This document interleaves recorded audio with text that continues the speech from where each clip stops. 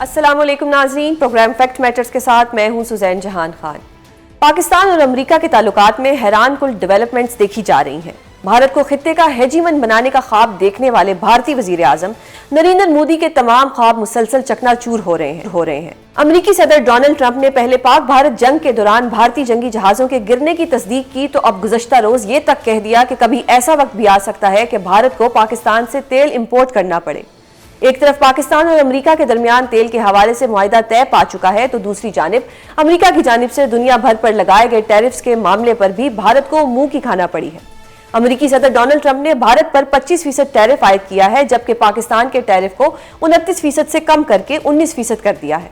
यूं खित्ते में सबसे कम टैरिफ पाकिस्तान पर आयद किया गया है। पाक अमेरिका ताल्लुकात और खुसूसन नए लगने वाले टैरिफ और पाक अमेरिका मायदे पर बात करेंगे। हमारे साथ मौजूद हैं माहिर बैनुल अक़वामी अमूर डॉक्टर कमर चीमा और माहिर माशी अमूर डॉक्टर अकबर जैदी।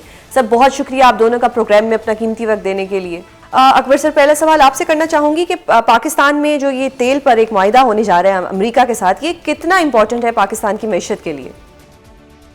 मुझे तो बड़ी हैरत हुई है कि ट्रंप साहब को तेल पाकिस्तान में नजर आ गया, जबकि पाकिस्तानियों को अभी तक नहीं नजर आया। ये बताए तो कहा है कि तेल और गैस की एक्सप्लोरेशन वगैरह करेंगे, जाहिर करनी चाहिए, लेकिन कोई इतने सालों से कोई इस पे कोई बात नहीं हुई और एकदम से ये अचानक सा हुआ है। तो मुझे अभी पूरी तरह यकीन नहीं आ रहा कि पाकिस्तान में वाकई तेल के ज़खायर हैं और कितने हैं और इनको कौन एक्सप्लोर करेगा। देखें, अगर हमारे जो इक्तिसादी सियासी ताल्लुकात हैं दुनिया में दूसरे मुल्कों से, तो मुझे तो नहीं लगता कि अगर हमारे पास तेल होता तो हम ट्रंप साहब की इस इकदाम का इंतजार करते। बहुत पहले से एक्सप्लोरेशन वगैरह हो जाती। तो जरा अभी थोड़ा खदशा है, शक भी है कि एग्जैक्टली यानी कि आपको डाउट है कि अभी यू नेवर नो कि पाकिस्तान में कभी भी कुछ भी हो सकता है। कमर चीमा साहब, तो आपको क्या लगता है कि क्या पाकिस्तान में तेल है, नहीं है? अचानक से ट्रंप साहब ने हम सबको ही एक सरप्राइज दिया है, क्योंकि वाकई आज से पहले तक हमें भी ये शायद मालूम नहीं था कि पाकिस्तान में इतनी क्वांटिटी का तेल है कि कल को शायद हम भारत को भी जो है तेल उनको बेचे। देखिए, ये जो बातें चल रही हैं ये तेल की, ये बेसिकली कहा जा रहा है कि जो एक्सक्लूसिव इकोनॉमिक जोन है पाकिस्तान का, जो पाकिस्तान के सी शोर से 200 नॉटिकल माइल्स तक जो इंटरनेशनल वाटर्स के अंदर जितनी भी कमर्शियल एक्टिविटीज हैं वो करना पाकिस्तान का हक है। तो ये वहाँ पे माजी में भी काम हो चुका है और मेरा ख्याल है कि 2-3 एरियाज हैं जहाँ पे अमेरिका और पाकिस्तान मिलकर काम करना चाहते हैं। एक तो क्रिटिकल मिनरल्स के हवाले से, दूसरा क्रिप्टो के हवाले से और तीसरा ऑयल। और मेरा नहीं ख्याल कि हमें कुछ ज्यादा अंडर एस्टिमेट करना चाहिए इस पे। एक्सन मोबिल और जो OGDCL हैं उन्होंने काफी काम किया हुआ है। गो के वो लहदा बात है कि हम जरा अपने आप को अंडरमाइन करते रहते हैं, अपना मजाक उड़ाते रहते हैं और उसकी वजह यह है कि हमारी हरकतें भी इस तरह की हैं। हम सीरियस नहीं लेते अपने नेचुरल रिसोर्सेज को। बलूचिस्तान जैसे एक इम्पोर्टेंट एरिया को जिस तरह हमने एक सिक्योरिटी जोन बन गया हमारे से, तो इस वजह से मेरा ख्याल है कि अब आप देखेंगे कि अगर अमेरिकन कंपनीज बलूचिस्तान में आके इन्वेस्टमेंट करती हैं तो बहुत सारी चीजें बेहतर होंगी। सो क्रिटिकल मिनरल्स जो है वो जारी बात है वो पंजाब के अंदर तो नहीं है, वो तो बलूचिस्तान के अंदर ही है। तो मुझे लगता है कि ये एक इम्पॉर्टेंट डेवलपमेंट होगी। अगर आपको याद हो, अभी जब इसाक डार साहब की मार्को रूबियो से बात हुई तो जो स्टेट डिपार्टमेंट की प्रेस रिलीज थी उसमें स्पेशली क्रिटिकल मिनरल्स का जिक्र था। तो इट मींस कि वी आर ऑफरिंग अमेरिकन्स कुछ ऐसी चीजें ऑफर कर रहे हैं जिसमें वो इंटरेस्टेड भी हैं और इसके अलावा आपको पता है कि कुछ कनेडियन ऑस्ट्रेलियन कंपनियां ऑलरेडी वहां पे क्रिटिकल मिनरल्स में इन्वेस्ट कर चुकी हैं। सही। अकबर सर, अगर मैं ये बात कहूं कि अगर ये पाकिस्तान में अगर कुछ ऐसा होता है, निकल आता है पेट्रोल, तो ये मईशत हमारी बेहतर हो जाएगी और हमें फिर आगे फ्यूचर में IMF से कर्जे नहीं लेने पड़ेंगे, तो क्या ये कहना दुरुस्त होगा? ये लेकिन खुश फहमी है कि तेल इतना निकलेगा कि हमारी मईशत सही हो जाएगी। और जैसे मैंने कहा कि मुझे तो बिल्कुल शुबा है, शक है, कोई यकीन नहीं आ रहा कि पाकिस्तान में इस तरह के तेल के ज़खायर हैं कि हमारे इक्तिसादी मसाइल हल हो जाएं। ये पहले भी एक वजीर आज़म ने इसका जिक्र किया था कि हमारे पास बहुत है, लेकिन उसके बाद उस वक्त भी कुछ नहीं हुआ। लेकिन सर अब तो ट्रंप साहब ने फरमा दिया ना। जी, ट्रंप कौन होते हैं? लेकिन बात यह है कि ट्रंप ने तो यहाँ पे आके नहीं देखा ना जियोलॉजिकल सर्वे। उनको किसी ने कहा होगा, जैसे हमारे यहाँ भी कहा गया था। अरे मसला ये है कि हमारे यहाँ कोई अमेरिकन कंपनीज अब है नहीं। पहले होती थी बहुत सारी, वो चली गई हैं। शेल भी बंद हो गई, वो डिस्ट्रीब्यूशन कंपनी थी वो भी बंद हो गई है। तो ये एक्सपेक्ट करना कि इस तरफ हम जाएंगे, जरूर मेरे ख्याल से इनको देखना चाहिए, खोज करनी चाहिए मादनियात के लिए भी, तेल के लिए भी। लेकिन मैं जब तक नजर नहीं आएगा और इस मकदार में नहीं नजर आएगा कि बता सकें कि बहुत है, तो इसके बारे में कहना बिल्कुल कबल वक्त है। सही। कमर सर, ये जो इस वक्त टैरिफ की बात की जाए कि अमेरिका ने बहुत टैरिफ्स लगाए, जिसमें जो मोदी साहब की सरकार थी उसके ऊपर 25% टैरिफ लगाया, जबकि पाकिस्तान में 10% कमी की, अब 19% हो गया। तो आपको क्या लगता है कि इतना बड़ा टैरिफ जो इस वक्त मोदी सरकार के लिए लग गया, ये कितनी मुश्किलात खड़ी कर सकता है उनकी हुकूमत के लिए? देखिए, जारी बात है, एक चैलेंज तो होता है, और सिर्फ यही नहीं है, बाकी वो अमेरिकन ये भी सोच रहे हैं, पेनल्टीज भी लगाना चाहते हैं। तो ये एक दैट्स समथिंग वेरी सिग्निफिकेंट, इसको ऐसे इग्नोर नहीं किया जा सकता। मुझे लगता है कि ये आप समझें कि उनके लिए एक स्पोर्ट बेक करना मुश्किल होता जाएगा। तो उसका जारी बात है, बाकी इकोनॉमीज अगर बांग्लादेश पे 20% है, पाकिस्तान पे अगर 19% है, तो एडवांटेज ही होगा अगर हम इस मार्केट को प्रॉपर्ली टैप इन कर सकें। सही। अकबर सर, ये अगर ये टैरिफ की मैं बात करूं कि पाकिस्तान का उन्होंने 10% कम किया और अब हमारे पास 19% रह गया है, तो ये तो पाकिस्तान की मैशत के लिए अच्छी बात है। कैसे देखते हैं आप इसको? बहुत अच्छी बात है, कोई शक नहीं।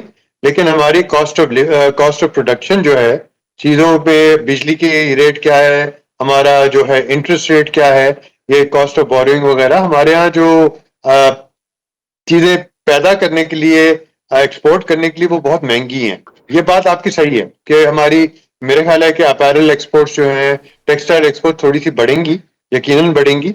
लेकिन जो मुकाबला है उन मुल्कों से जो हमारे आसपास हैं और जिन पे थोड़ा सा ज्यादा रेट लगा हुआ है, ये देखना पड़ेगा कि उनकी जो प्रोडक्ट्स हैं और हमारी प्रोडक्ट्स में क्वालिटी और प्राइस में फर्क क्या है। तो एक तरफ तो ये आप बिल्कुल सही कह रही है, अगर देखा जाए पाकिस्तान को फायदा होगा कि हमारे टैरिफ रेट गिर गए, लेकिन उसके बाद सिर्फ टैरिफ रेट सब कुछ नहीं होता, क्वालिटी भी होती है और कीमत पे भी नजर रखनी पड़ेगी। सही। कमर सर, ये जिस तरह ट्रंप साहब को गुस्सा था, या एक स्पेकुलेशन यही है कि भारत पे जो इतना टैरिफ लगा वो इसलिए रखा कि वो रूस से तेल खरीदते थे। इस तरह हमारे साथ भी रशिया के और चाइना के ताल्लुकात अच्छे हैं, तो क्या कल को इस ट्रेड के बाद या ये जो ब्लॉक बनने जा रहा है इसके बाद क्या हमारे ताल्लुकात चाइना के साथ खराब होंगे? क्योंकि रिसेंटली चाइना ने हमें बड़ा हेल्प आउट किया, हमेशा चाइना को एक दोस्त मुल्क समझा जाता रहे, तो क्या इससे चाइना हमसे दूर हो जाएगा? नहीं, देखिए, इंडिया ने तकरीबन 60 बिलियन से ज्यादा का डॉलर से ज्यादा का तेल खरीदा है अमेरिका से, रशिया से एक साल में। तो इंडियंस को बेसिकली तो सिर्फ यही नहीं है, इंडिया के बारे में तो अभी अमेरिकी कांग्रेसमैन ये भी कह रहे हैं कि 500% तक हम टैक्स लगा सकते हैं। पेनल्टीज की शक्ल डिफरेंट हो सकती है, क्योंकि देखें वहां भी यूक्रेन रशिया की जो सीज फायर नहीं हो पा रहा, तो उसकी एक बिल्कुल डिफरेंट डायमेंशन है। और हमारा चाइना के साथ ताल्लुकात बड़े डिफरेंट नेचर के हैं। इंडिया जो है वो बहुत सारे इंसेंटिव अमेरिका से लेना चाहता है, हमें वो इंसेंटिव नहीं मिलते। हमें अमेरिका लार्जली हेल्प करता है फाइनेंशियल स्टेबिलिटी के अंदर, लेकिन हमें कोई टेक्नोलॉजिकल एक्सेस नहीं है, कोई हमें मार्केट में लंबी चौड़ी एक्सेस नहीं है, वो हमें उस तरह प्रेफरेंशियल ट्रीटमेंट नहीं देते जिस तरह इंडिया को देते हैं। सो हमारी पोजीशन बिल्कुल डिफरेंट है। हम अमेरिका की मदद करते हैं ट्रांसनेशनल टेररिस्ट नेटवर्क्स को कंट्रोल करने में। सो अमेरिकन को अंडरस्टैंडिंग है हमारी इस हवाले से। सही। अकबर सर, पहले सी पैक भी आया, गेम चेंजर उसको भी कहा गया। डू यू थिंक कि अब जो अमेरिका ये ऑयल के लिए हमारे पास आ रहा है या हमें ऑयल का कह रहा है, ये भी क्या कोई गेम चेंजर होगा? और ये जो एक नया ब्लॉक बनने जा रहा है, क्या ये सक्सेसफुल होगा? पाकिस्तान और अमेरिका को कोई ब्लॉक नहीं बन रहा। ट्रंप ने इस वक्त हाथ रखा हुआ है हम पे, बहुत सारी सियासी तौर पे, इक्तिसादी तौर पे कई दफा जिक्र कर चुके हैं, ये सारी चीजें हो चुकी हैं। लेकिन मसला ये है कि वो हिंदुस्तान को भी दिखाना चाह रहे कि उनके पास इस खित्ते में हिंदुस्तान के अलावा ऑप्शंस हैं और पाकिस्तान वो ऑप्शन है। तो ये होता रहता है, जियोपॉलिटिक्स में होता रहता है, कोई नई बात नहीं है। हमें जब कदम उठाएं जरा देख के उठाएं, तहम्मुल से उठाएं। तो बहुत शुक्रिया आप दोनों का प्रोग्राम में अपना कीमती वक्त देने के लिए। अगस्त का महीना शुरू हो चुका है और पाकिस्तान तहरीक इंसाफ के एहतजाज में सिर्फ 4 रोज बाकी हैं, लेकिन पार्टी की आदत अभी तक कोई लाहे अमल देने में नाकाम दिखाई दे रही है। ताहम चेयरमैन पाकिस्तान तहरीक इंसाफ बैरिस्टर गौहर ने यह इशारा जरूर दे दिया है कि 5 अगस्त को कोई बड़ी तहरीक का आगाज नहीं होने जा रहा, बल्कि सिर्फ एक दिन के लिए जलसे, जुलूस और रैलियां निकाली जाएंगी। फिलहाल एक दिन का हमारा है कि 5 तारीख को जो हमारी रैली है वो पूरे मुल्क में रैलीज होगी। आइंदा काला अमल क्या होगा वो हम आप लोग के सामने रहेंगे। नाजरीन, 5 अगस्त के करीब आते ही 9 मई के केसेस में पाकिस्तान तहरीक इंसाफ की सीनियर क़यादत को सख्त सजाएं सुनाते हुए मुतअद्दिद रहनुमाओं के वारंट गिरफ्तारी जारी हो चुके हैं। दूसरी जानिब तहरीक तहफ़्फ़ुज़ आईन पाकिस्तान के प्लेटफॉर्म से पिछले 2 रोज से इस्लामाबाद में हुकूमत की जानिब से रोड़े अटकाने के बावजूद APC का इनेकाद हुआ, जिसमें हुकूमत को टफ टाइम देने के लिए अहम फैसले किए गए हैं और मुकन्नना के मामलात में गैर कानूनी मुदाखलत करके आइन और कानून में तरामीम की गई। हम ये मुतालबा करते हैं कि उनसे आइन को पास किया जाए, जिसके बायस मुल्क में अमन अमान की सूरत हाल तेजी से तनज़्ज़ुली का शिकार है। निज़ाम इंसाफ को जहाँ इस्लाहात की जरूरत है, वहीं निज़ाम इंसाफ में मुदाखलत के नतीजे में कानून की हुक्मरानी के तसव्वुर को शदीद झटका पहुंचा है, जिसको दुरुस्त और अवाम के एतमाद को बहाल करने की जरूरत है। 26वीं आईनी तरमीम के बाद अदलिया की आजादी महज एक नारा रह गया है। अदलिया की तस्दीर और इदारे की साख की बहाली के लिए 26वीं आईनी तरमीम का मुकम्मल खात्मा किया जाए। हम 2024 में किए गए इलेक्शन और उनके नताइज को मुकम्मल मुस्तरद करते हैं। आजाद और खुद मुख्तार इलेक्शन कमीशन पाकिस्तान भर की तमाम सियासी जमातों और अवाम का देरीना मुतालबा है। अगस्त में कोई बड़ा मार्च होगा या अपोजिशन जमातें पहले की तरह सिर्फ मंसूबे ही बनाती रह जाएंगी? इस सब पर बात करेंगे। हमारे साथ मौजूद है रहनुमा पाकिस्तान तहरीक इंसाफ शौकत यूसुफजई। सर, बहुत शुक्रिया अपना कीमती वक्त देने के लिए। 9 मई के केसेस में आप लोगों के जितने भी अरकान हैं, जितने भी लीडर्स हैं, उन सबको सजाएं होती जा रही हैं। 5 अगस्त को क्या होगा? कोई तहरीक चल पाएगी या नहीं? ये सब कुछ फ्लॉप हो जाएगा? बहुत शुक्रिया। देखें, 5 अगस्त को इससे कोई ताल्लुक नहीं है। ये सारे लीडरशिप भी गिरफ्तार कर लेना। इससे पहले देखें ना, इमरान खान गिरफ्तार हुआ और इमरान खान के साथ जो है ना पंजाब की पूरी लीडरशिप गिरफ्तार हुई और हमारे हजारों कारकुन गिरफ्तार हुए। अभी इनका ये ख्याल है कि ये जो 5 अगस्त है, शायद ये जो बची कुची लीडरशिप है, ये इसको गिरफ्तार कर लेंगे तो ये तहरीक ख़त्म हो जाएगी। मेरे ख्याल से उससे तहरीक में और जान पड़ गई है। पहले भी तहरीक वर्करों ने चलाई थी, आज भी वर्कर उसी तरह तैयार हैं और इमरान खान की जो कॉल है उस पर बिल्कुल वो अमल कर रहे हैं। इंशाअल्लाह ताला बड़ी तैयारी हो रही है। आप देखेंगे 5 अगस्त को पूरे पाकिस्तान में लोग निकलेंगे और ये जो इन्होंने जो बनाया है अपना मंसूबा कि जी इस तरह करके हम देखिए, ये तो इस मुल्क के अंदर जमहूरियत का जो है ना आखिरी, वो कहते हैं जो ख़त्म करने की जो आखिरी कोशिश ये की है हुकूमत ने। एक तरफ इस तहरीक को नाकाम बनाने के लिए या इमरान खान की पार्टी को ख़त्म करने के लिए अदालती निज़ाम को ख़त्म कर दिया, रूल ऑफ लॉ को ख़त्म कर दिया, सुपरमेसी ऑफ पार्लियामेंट ख़त्म हो गई, इंसानी हकूक़ की ख़त्म हो गए और आइन का भी कबाड़ा कर दिया। ये क्या क्या करेंगे, लेकिन ख़त्म नहीं कर सकते। सही, ये मैं आपको बताऊं। तो यानी आप पूरी उम्मीद है कि 5 तारीख को एहतजाज होगा? बिल्कुल होगा और उससे ज्यादा होगा जो ये एक्सपेक्ट कर रहे हैं। लेकिन सर, अगर तमाम जो आपके लीडर्स हैं उन सबको अगर सजाएं हो चुकी हैं और उनके अरेस्ट वारंट तक निकल आए हैं, तो फिर वो किस तरह से आएंगे? वो जैसे ही कहीं पे एहतजाज के लिए जाएंगे उनको तो फौरन अरेस्ट कर लिया जाएगा। मैं अर्ज ये करूं कि जो वर्कर निकलते हैं ना, वो इमरान खान की आवाज पे निकलते हैं और उनकी कॉल पे निकलते हैं। वो उसके अलावा कोई लीडर जो ये शायद ये तस्वर कर रहे हैं कि फलां लीडर को गिरफ्तार कर ले तो वहां से लोग नहीं निकलेंगे, ऐसी कोई बात नहीं है। लोग निकलेंगे और उससे ज्यादा निकलेंगे। लोगों के अंदर बड़ा गम और गुस्सा है और ये हमेशा जब तारीखें कामयाब होती है ना, तो वो इसी तरह होती है जब बहुत ज्यादा दीवार से लगाया जाए किसी पार्टी को या अवाम को। और ये मेरे ख्याल से हमारे जो हुक्मरान है इन्होंने सबक नहीं सीखा है। सर, अभी जो अपेरेंटली नजर आ रहा है वो तो यही नजर आ रहा है कि जो इस वक्त खान साहिब के साथ हैं उन सबको सजाएं होंगी, उन सब के ऊपर केसेस होंगे, चाहे जरताज गुल साहिबा हो या कोई भी उमर अयूब साहिब हो। लेकिन जो खान साहिब को छोड़ के जा चुके हैं, जिन्होंने प्रेस कॉन्फ्रेंसेस कर दी, उनको कोई सजा नहीं हुई, जिसमें फवाद चौधरी साहब को बरी कर दिया गया। अब इसी तरह जैन कुरैशी साहब को भी बरी किया है। तो इस पे पीटीआई के इस वक्त आपको क्या लगता है कि पीटीआई खुश है कि वो बरी हो गई है, या उनके ऊपर भी सवालात उठ रहे हैं कि जहां सबको सजाएं हुई वहां वो कैसे बरी हो गए?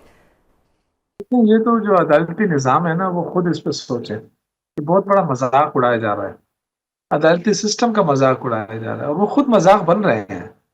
यानी जिन लोगों ने 9 मई के बाद कह दिया कि जब इमरान खान के साथ नहीं है वो सारे माफ।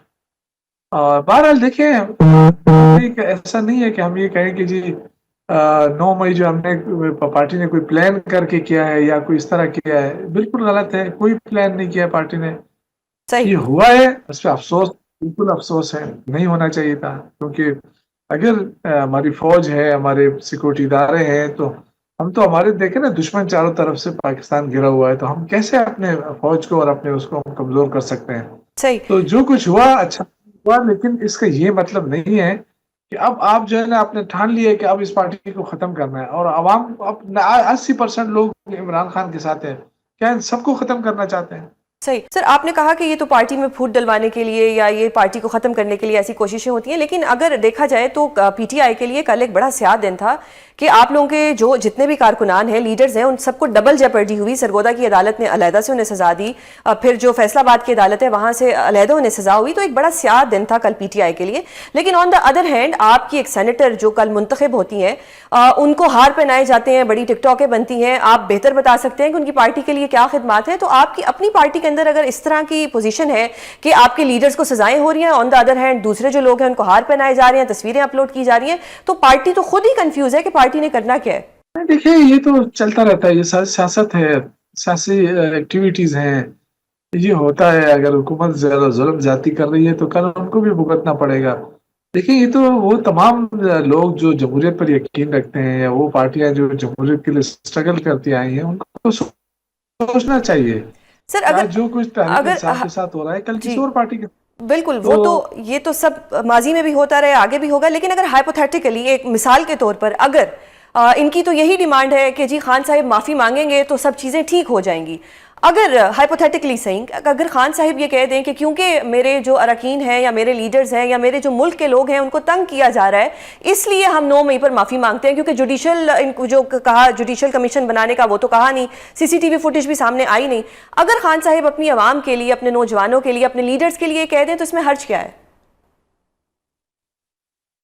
देखिए, उन्होंने तो ये शुरू दिन से कहा था, एक तो वैसे प्रेशर डाल के आप कोई चीज मनवाएं, एक जो जनवन बात है, और उसमें उन्होंने कहा कि इंक्वायरी हो जाए और इस इंक्वायरी में डिक्लेयर हो जाए कि ये पार्टी ने ये गलती की है, तो बिल्कुल वो माफी मांग लेंगे।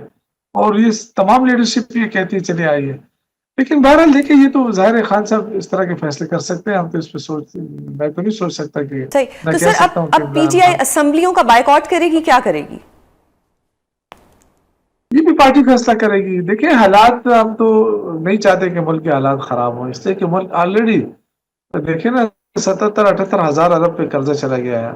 और अब तो आप सोचे कि मुल्क कैसे आगे चलेगा। 33,000 अरब तो इस मौजूदा हुकूमत ने लिया है। सही। और फिर भी कहते हैं कि जी अब ठीक कर दी तो मईशत अभी मईशत ठीक हो जाएगी।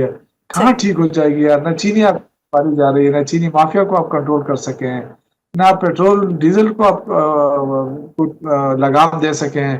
तो ऑलरेडी मुल्क की मईशत तो बहुत बुरे हालात में है, और आवाम चीख रही है। तो जब आवाम मुतमईन नहीं है तो आप क्या फायदा है आपके? आप कहें ना कि जी हमारी मईशत बेहतर हो गई है, कहाँ बेहतर होगी जब आवाम को 1 रुपए का रिलीफ गवर्नमेंट नहीं दे सकती। सही। तो मैं तो नहीं कह सकता दुरुस्त है। सही। सर अब ये जो तहरीक तहफ़्फ़ुज़ आईन पाकिस्तान APC कल भी थी, आज भी थी, क्या आप और अपोजिशन मिल के कोई बड़ा एहतजाज कर पाएंगे या एक पेज पे नजर आएंगे? ये एहतजाज तो होगा जी, मैं आपको बताऊं। देखिए, सियासी जमातें ना अपने स्ट्रगल करती हैं, और सियासी जमातें हमेशा पुरअमन स्ट्रगल करती हैं। अब उसमें देखें कि रियासती ताकत है, इस वक्त नून लीग, पीपल्स पार्टी ये अंधे हो चुके हैं। ये रियासत का ताकत जो है ना वो आवाम के ऊपर इस्तेमाल कर रहे हैं। ये जरूर सोचे कि कल इनकी बारी भी आ सकती है, फिर इनको छुड़ाने वाला कौन होगा? क्योंकि वो तो एक तारीख बन जाती है ना। तो मैं समझता हूँ कि इस मुल्क में सियासत को इतना तबाह ना किया जाए, और ना ही आइन के साथ खेला जाए। जो मुल्क के कवानीन है उस पर अमल किया जाए, जिसने गलत काम किया है उसको सजा बिल्कुल, लेकिन आप साबित तो कर लेना। सही। ट्रायल हो जाए, फिर किसी को एतराज नहीं है। सही। सर, एक तरफ ये पहले कहा गया कि खान साहिब के बेटे आएंगे, फिर कहा गया नहीं आएंगे, आज अलीमा बीबी की एक ट्वीट भी आ गई। तो क्या खान साहिब के बेटे आ रहे हैं पाकिस्तान या नहीं आ रहे? मैं तो शुरू दिन से कह रहा हूँ कि जी अगर आ गए तो वेलकम, नहीं आए तो कोई हर्ज नहीं पड़ेगा, क्योंकि इससे पहले भी जो तारीखें चली है उनके बगैर चली है। सही। तो मैं तो इस पे तकिया नहीं करता। मैं इस पे शुरू दिन से मेरा यही मौका है कि आना है तो आ जाएंगे, उनका मुल्क है, अपने वालिद से मिल लेंगे। लेकिन अब ये कहना कि जी कोई मरूसी सियासत तो हमारे अंदर है नहीं, हम शुरू से अपनी सियासत खुद कर रहे हैं, और इंशाअल्लाह ताला कोई इशू नहीं होगा, ना उसमें कोई कमी आएगी, ना कोई वो होगा, ना कोई डिसऑर्डर होगा। हम आज भी जिस तरह थे उसी तरह है। तो सर, जो इस वक्त पार्टी के हालात हैं, जिस तरह से आपके रहनुमाओं को सजाएं हुई जा रही हैं, थोक के लिहाज से सजाएं हो रही हैं सबको, अभी ये भी सुनने में आ रहा है, एक सहाफ़ी दावा भी कर रहे हैं कि अली अमीन गंडापुर साहिब की हुकूमत भी जारी है। क्या आपको लगता है कि ऐसा भी होने जा रहा है? क्योंकि ऑलरेडी आप लोगों के साथ बहुत कुछ हो रहा है। वो जो साफी है ना, जिसका आप इशारा कर रहे हैं, वो तनख्वाहदार साफी है, और वो लेकिन सर उनकी मार्केट में जो है ना, वो अक्सर खबरें सच भी हो जाती हैं। नहीं, मैं यही कह रहा हूँ ना, वो अपनी चीजें जो है ना मार्केट में बेचने के लिए लॉन्च कर लेते हैं, सही। लेकिन असल चीज ये है कि कानून आइन के तहत अगर करेंगे तो नहीं होगा, ठीक। लेकिन अगर गैर जमहूरियत कानून इस्तेमाल करेंगे, वो तो बहुत सारी चीजें हो गई हैं, तो गैर कानून को तो मैं नहीं कह सकता, लेकिन आईनी तरीके से अल-अमीन गंडापुर की हुकूमत खत्म हो ही नहीं सकती, इसलिए कि अक्सरियत मौजूद है आज भी। आपने देखा सेनेट के इलेक्शन में बड़े दावे हुए कि जी इतने लोग नाराज है, इतने लोग नाराज है। कोई भी, आप पिछली दफा जब सेनेट के इलेक्शन हुए तो उसमें भी आप देखें, अभी जो हुआ है उसमें भी आप देखें, कोई क्या हुआ है, लोग अपने वर्ग के उसके साथ खड़े हैं। आपका ख्याल क्या है कि अगर ये जो हमारे लोग अगर बिकते और नाराज होते एक्चुअली अल-अमीन गंडापुर से या पार्टी से, तो आपका क्या ख्याल है कि ये जो अपोजिशन है हमारे साथ बैठ के तय कर लेती कि जी फलां को अपोज कर लो, फलां को ये कर लो? कभी भी ना करती, लेकिन इनको पता है ये हम दावे, अब गवर्नर है, वो गवर्नर हाउस में बैठ के भड़के मार ले और दावे कर ले। तो सब एट द एंड में ये जानना चाहूंगी कि आप पूरी उम्मीद है कि 5 अगस्त को प्रॉपर तहरीक चलेगी, मुल्क गिर एहतजाज होगा और आप लोगों की जो तहरीक है ये कामयाब होगी?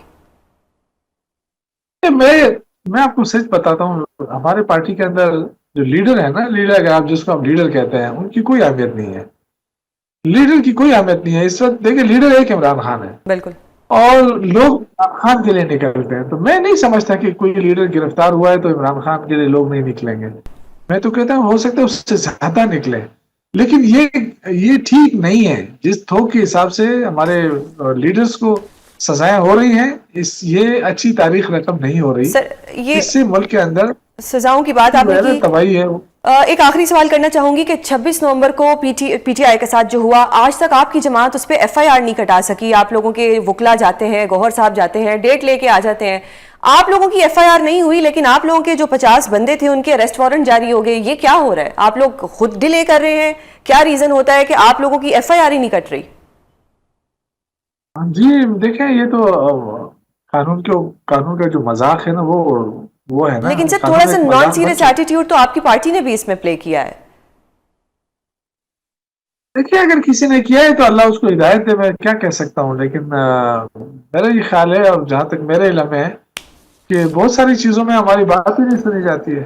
सही सही। और कानून एक तरफा रास्ता चल रहा है, कोई मतलब वो तो नहीं है कि कानून के तहत चल रहा है। बहुत शुक्रिया सर, प्रोग्राम में अपना कीमती वक्त देने के लिए। पीटीआई की जानिब से दी गई एहतजाज की तारीख करीब आते ही 9 मई के केसेस के फैसले तेजी से आना शुरू हो गए। गुज़श्ता रोज पीटीआई की सीनियर क़यादत समेत 100 से ज़ायद रहनुमाओं और कारकुनान को सजाएं सुनाई गई और आज भी 50 रहनुमाओं और कारकुनान को इश्तिहारी करार दे दिया गया।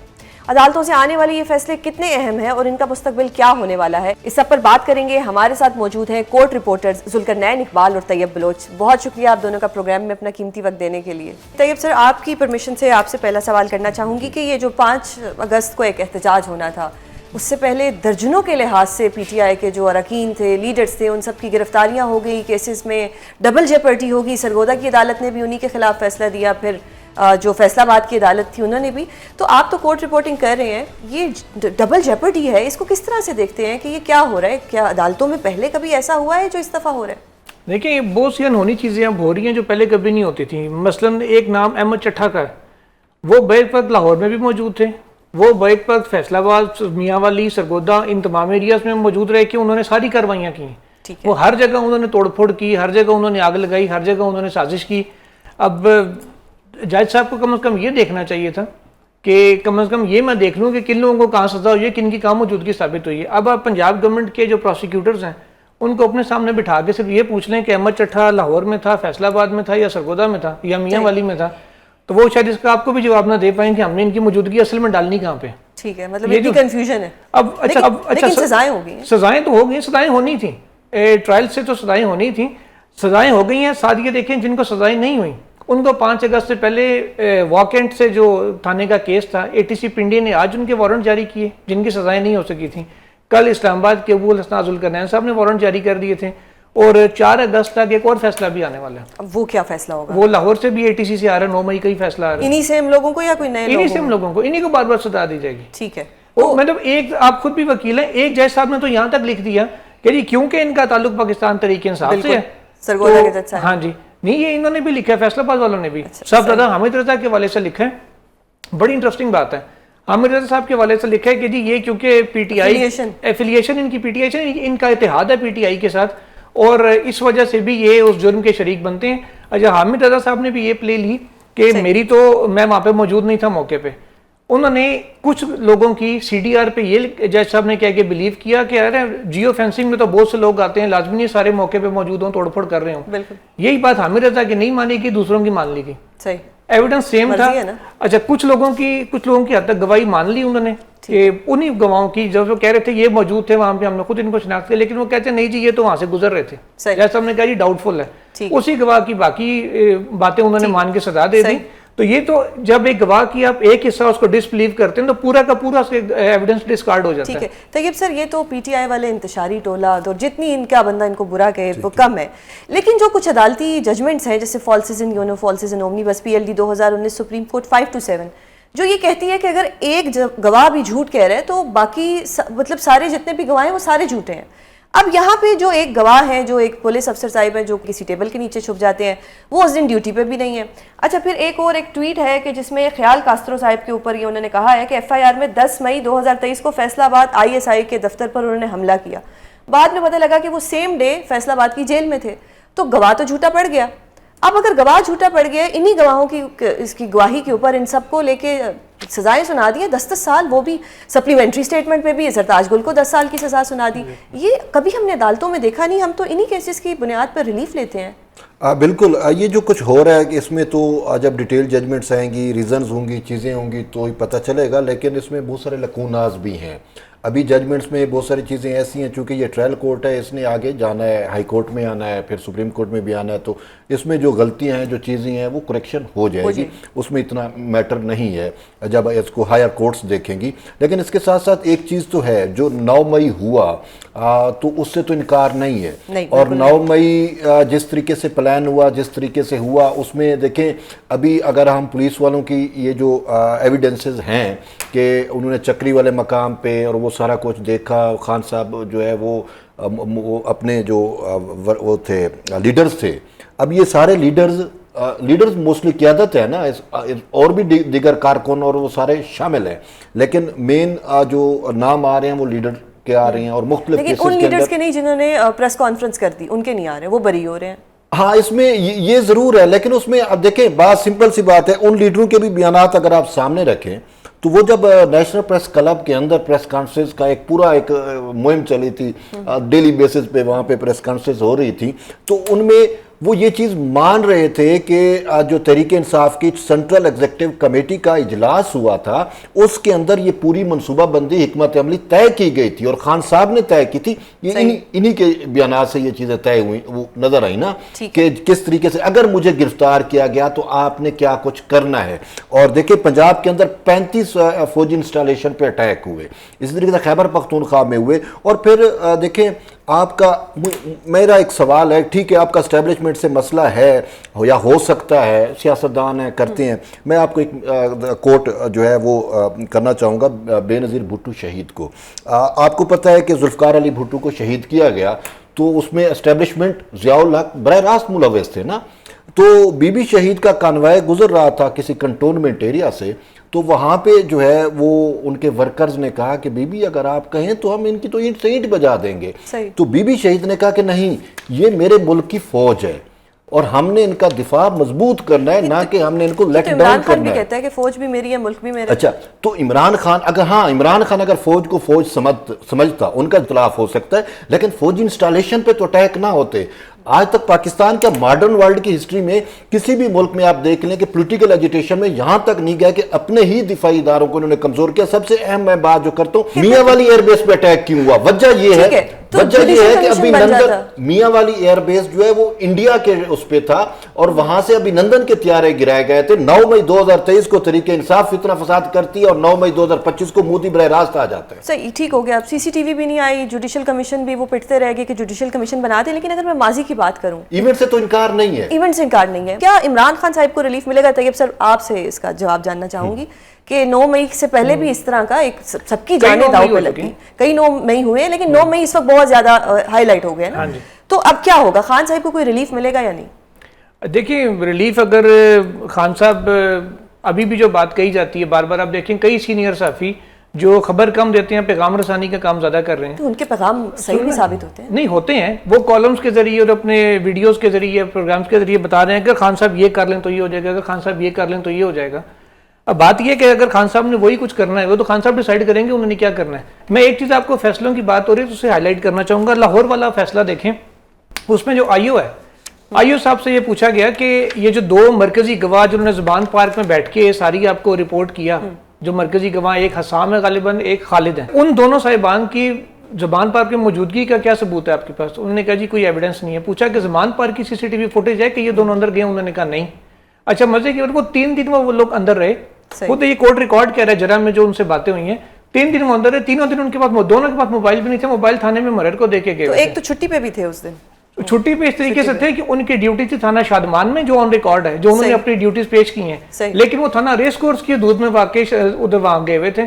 और मजे की बात, जो 2 SHOs थे, एक काशिफ और दूसरे का नाम अभी माइंड से नाम निकल गया, ये दोनों अलग अलग थानों के थे। ये शिरपाव पुल के ऊपर खड़े हुए हैं जहां पे सारे मुजाहिरीन आए हैं। 10 मई को इनका स्टेटमेंट रिकॉर्ड होता है, ना उनको कोई डंडा नजर आया 10 मई की स्टेटमेंट में, ना पथराव, ना कोई इश्तियाल दिलाता हुआ, ना कोई हमला करता नजर आया। 1.5 महीने बाद उनका जब दोबारा 161 का स्टेटमेंट होता है, उसमें वो सारे बंदे भी नॉमिनेट करते हैं। अच्छा, नॉमिनेट सितंबर में वो बंदे नॉमिनेट कर देते हैं कि ये भी था, ये भी था, ये भी था। इजाज चौधरी का भी नाम लेते हैं। सही हो गया। दिसंबर में फिर शनाख्त परेड होती है। ठीक है। दिसंबर की शनाख्त परेड में बयान के बाद वो कहते हैं इजाज चौधरी नामी बंदे को जब सामने कहते हैं नहीं ये वहां पे मौजूद नहीं था, लेकिन सजा इजाज चौधरी को भी हो गई। अच्छा सर, अब डॉक्टर यास्मीन राशिद की तो एक वीडियो सबने देखी है जिसमें वो कह रही है हमने अंदर नहीं जाना, वो तो कारकुनों को रोक रही है। फिर उस एक खातून जो 70+ है उनको सजा देने की क्या रीजन है? ये तो अदालत को बेहतर पता है कि उन्होंने सजा क्यों दी है, लेकिन बात ये है कि वो मौके पे मौजूद थी ना। बेशक तो सर मौके पे तो उस दिन अगर गाड़ी में आप एक बंदा कह रहे नहीं करना, एक कह रहा है करो, तो दोनों को बराबर। देखिए यही बात है कि वो ये जो कहते हैं जी सीसीटीवी दे, ये करें, वो करें। देखें जब हम मौके देखते हैं कि कहाँ पे थे, GHQ वाले टीवी स्क्रीनों पे चीजें चल रही थी, ठीक है ना, हमने देखा।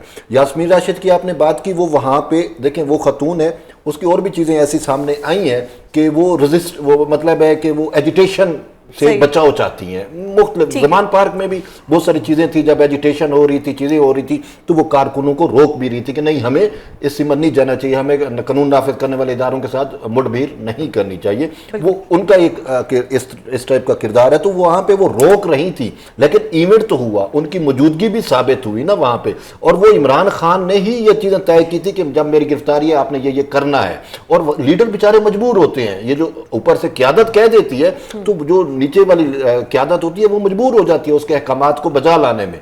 तो अहकामात को बजा लाने में वो वहां पे तो थी, लेकिन उसको ये नहीं पता था कि इतना कुछ हो जाएगा और गेट भी खुल जाएगा और वो सारा कुछ जो है, तो इस वजह से वो इंटेंसिटी को देखते हुए वो नॉर्मलाइज या चीजों को कूल डाउन कर रही थी। मतलब एक ऐसी जगह जहां चिड़िया पर नहीं मार सकती, 10 नाके लगे होते हैं, वहां ये कैसे लोग घुस गए? ये तो देखें, वो इसीलिए तो वो बार बार कहते हैं सीसीटीवी लाएं, जुडिशियल कमीशन इनसाइड जॉब भी तो है ना, खुद आर्मी के अंदर के लोगों को भी तो सजाएं हुई है ना इसमें। सही, यानी कि अंदर से भी जा नहीं, ये नहीं है कि ये बाहर की है। तो अब आपको क्या लगता है कि हाई कोर्ट से या सुप्रीम कोर्ट में आके क्या ये फैसले कलअदम हो जाएंगे, यानी फिर वो जो एक अदलिया पे इल्जाम लगता है कि कोर्ट पैकिंग है, अदलिया कॉम्प्रोमाइज्ड है, ये है वो हो जाएगा? बहुत सारे केस, मतलब मैं अगर फैसलाबाद वाले केस की देखूं तो उसमें अगर इसको उमर अयूब और शिबली फराज की मैं बात करूं, इनको भी सजा हुई है, तो अभी मुझे लगता है कि शायद अब्सेंसिया में हुई है, सिर्फ वो इन्वेस्टिगेशन में शायद वो पेश हुए हैं, बाकी ना उनका वकील पेश हुआ।